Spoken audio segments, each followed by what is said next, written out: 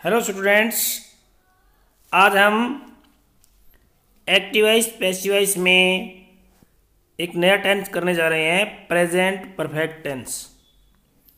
जब आप present perfect tense करोगे तो आपको सबसे पहले तो ये पता होना चाहिए कि उसकी जो एक्टिव वॉइस है, ये एक्टिव वॉइस का वाक्य मिलेगा आपको। इसमें हैज़ और थर्ड फॉर्म का प्रयोग होता है। हैज़ और थर्ड फॉर्म का प्रयोग पहले ही है यहाँ पर, और यहाँ आपको ऑब्जेक्ट मिलेगा। अब आप जब पैसिव वॉइस बनाओगे तो वही नियम है कि ऑब्जेक्ट का द सॉन्ग यानी ऑब्जेक्ट है तो इसका बना दिया सब्जेक्ट। यहाँ ही सब्जेक्ट था तो इसका ऑब्जेक्ट हिम। बाई का प्रयोग और वर्ब की थर्ड फॉर्म यहाँ थी और यहाँ भी थर्ड फॉर्म ही आनी है पैसिव वॉइस में। तो अब बात आ गई हेल्पिंग वर्ब की। अब यहाँ एक्टिव वॉइस में यहाँ हैज़ और हैव मिलेंगे आपको, दो चीज़ें मिलेगी, हैज़ और हैव। पैसिव वॉइस में आपको एक नया शब्द जोड़ना है, बीन शब्द इनके साथ, ठीक है, BEEN, ये आपको जोड़ना है बस। और बिल्कुल इजी है ये, कोई दिक्कत नहीं है। यानी ऑब्जेक्ट का सब्जेक्ट बना दिया, सब्जेक्ट का ऑब्जेक्ट बना दिया, बाई का प्रयोग, थर्ड फॉर्म, हेल्पिंग वर्ब वही है हैज़ हैव, और बीन का प्रयोग। वेरी इजी, ये पैसिव बन गई। और अगले वाक्य में थोड़ा सा और देखेंगे हमें, इस तरह they have cut a tree. अब यहां देखिए, ये यहां ऑब्जेक्ट है ए ट्री, तो यहां हो गया सब्जेक्ट।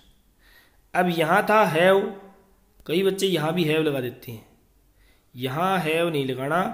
अब यहां ये सिंगुलर सब्जेक्ट है तो हैज का प्रयोग करना होगा, और बीन का नियम ही है इसमें पैसिव वॉइस में बीन लगाना है।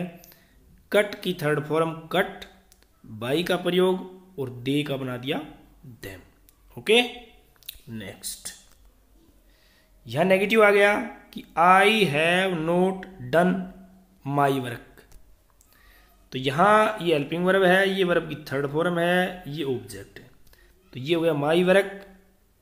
अब माई वर्क एक है, सिंगुलर है तो हैज़, नोट है तो नोट, बीन का प्रयोग और डन थर्ड फॉर्म, बाई और आई का बना दिया me. Okay, my work has not been done by me. Next आप देखेंगे कि have you written a poem, क्या तुम एक कविता लिख चुके हो। तो ये इंटेरोगेटिव यानी क्वेश्चन मार्क वाला है, तो इसमें हेल्पिंग वर्ब पहले लगानी है। तो ए पोइम, अब हमारा यहाँ नया सब्जेक्ट होगा ए पोइम। अब ए पोइम के साथ हम हैव तो लगाते नहीं, हैज लगाते हैं, एक है सिंगुलर है तो हैज पहले लगाएं, हैज ए पोइम। बीन का प्रयोग अब बाद में करेंगे, ये ध्यान रखना आप। Written third form by you. Okay, next has she not wash the clothes. ये इंटेरोगेटिव और नेगेटिव दोनों हो गया, क्वेश्चन मार्क भी हो गया, नेगेटिव भी। वही चीज़ इसमें देखनी है कि द क्लोथ्स आपका ऑब्जेक्ट है, तो यहाँ ये सब्जेक्ट हो जाएगा द क्लोथ्स। अब इससे पहले हैज या हैव में से एक लगाना है, तो अब ये प्लूरल हैं तो हम हैव का प्रयोग करेंगे। Have the clothes not been, not का प्रयोग करना ही है, washed by her, third form by का प्रयोग। ओके, अब हम देखेंगे थोड़े से उदाहरण पास्ट परफेक्ट टेंस के।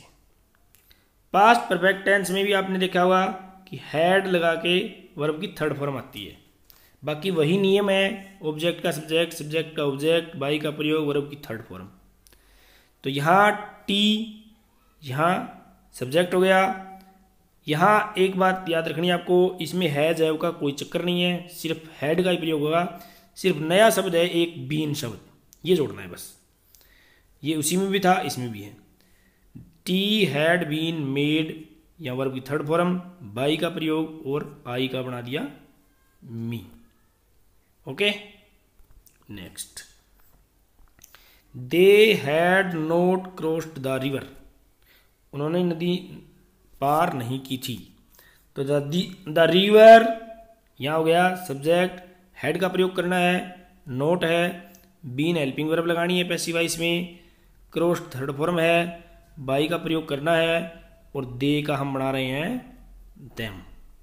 Okay, next, had he read the books, क्या वह किताबें पढ़ चुका है। अब ये द बुक्स यहाँ था तो द बुक्स यहाँ हो गया subject.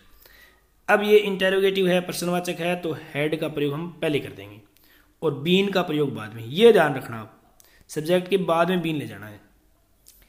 Had the books been read by, और ही का यहां बनाना है हिम।